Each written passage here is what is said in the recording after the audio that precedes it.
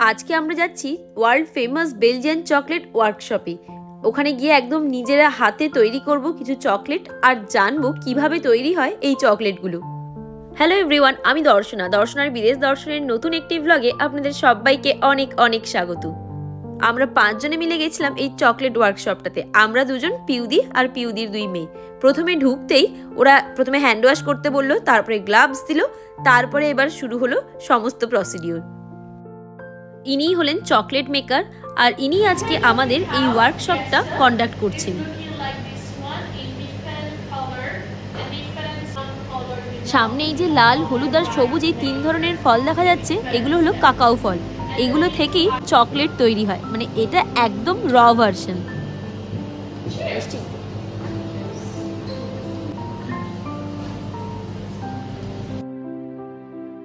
আর এগুলো হলো cocoa beans. উনি আমাদেরকে খালি মুখে টেস্ট করতে বলছিলেন, প্রচন্ড তেতো হয় এই বিনসগুলো। এই কোকোয়া বিনসই হলো চকলেট তৈরির প্রধান উপকরণ। এখান থেকেই অনেকগুলো প্রসেসের মাধ্যমে চকলেট তৈরি করা হয়।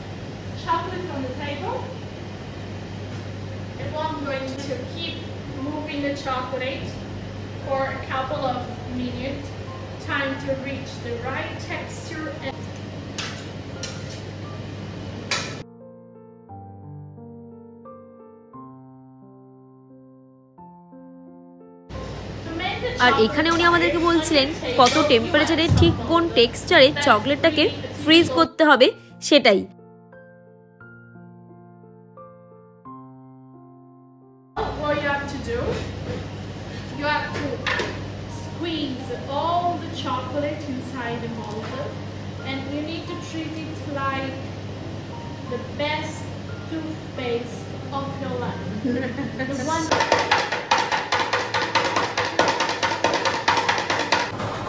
উনি দেখিয়ে দেওয়ার পরে এখন আমরা এখানে নিজেরা এক একটা করে চকলেটের বার বানাচ্ছি।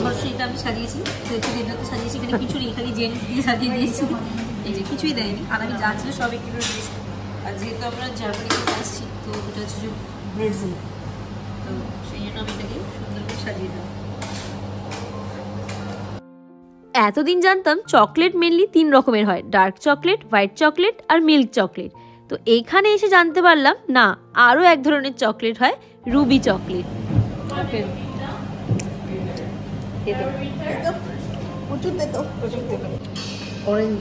এখন উনি আমাদেরকে যে লাইট পিঙ্ক কালারের চকলেটটা দিচ্ছেন, এটাই হলো সেই রুবি চকলেট। আর এই চকলেটটার টেস্ট ছিল একটু টক টক।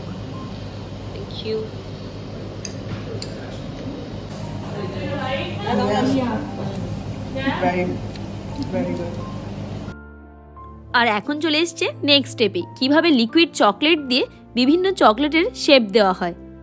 আর এটা দেখে যতটা ইজি মনে হচ্ছে, নিজে যখন করতে গেলাম তখন বুঝলাম না, এতটাও ইজি নয়। আর এই প্রসেসটা দেখে আমার তো পুরো মনে হচ্ছিল ঠিক যেরকম গয়না বড়ি বা নকশা বড়ি দেওয়া হয়, একদম সেই রকম ওয়েতেই দিচ্ছিল। অ্যাকচুয়ালি নিজে তো কখনো কোনোদিনও এই গয়না বড়ি দিইনি, সারা জীবন মাকেই দেখে এসেছি খুব সুন্দর সুন্দর ডিজাইনের বড়ি দিতে। তো সেদিনকার বুঝলাম না, ওই কাজটা এতটাও ইজি নয়। এই যে এইখানে নিজে দিতে গিয়ে পুরো ঘেঁটে ফেলেছিলাম। এখন আমরা করছি বেলজিয়ামের আর একটা ফেমাস চকলেট, ট্রাফলস। সেটা এখন আমাদেরকে বানানো শেখাচ্ছে।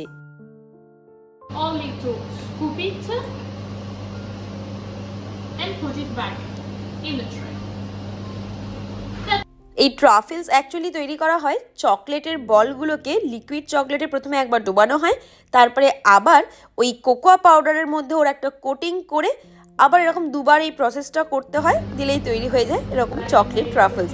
যদিও দোকানে যেটা বিক্রি হয় সেটা এরকম দেখতে হয় না, আমরা এটা বানিয়েছি, সেটা অনেক সুন্দর দেখতে হয়।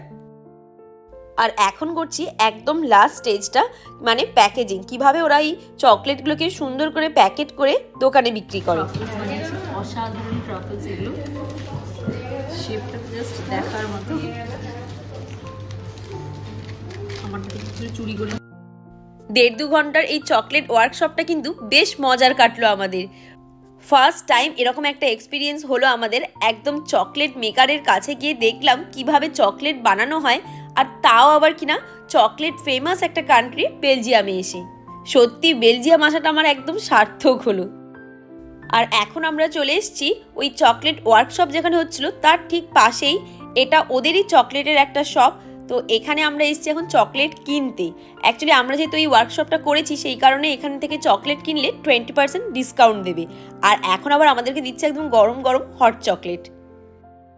যদিও এখানে অপশানে হট চকলেট, কোল্ড চকলেট অনেক কিছুই ছিল, তো আমি নিয়েছিলাম হট চকলেটটা। আর এদিকে দেখুন কত রকমের যে চকলেট দিয়ে জিনিস তৈরি করা হয়েছে, চকলেটের ব্যাগ, চকলেটের জুতো, বিভিন্ন ধরনের মিকি মাউস টয়েজ, সমস্ত কিছু এগুলো শুধু চকলেটেরই তৈরি। বেলজিয়ামের ভীষণ ফেমাস একটা মূর্তি হলো এই মানিকান পিস, সেটাও কিনা এখানে চকলেটের বানানো আছে।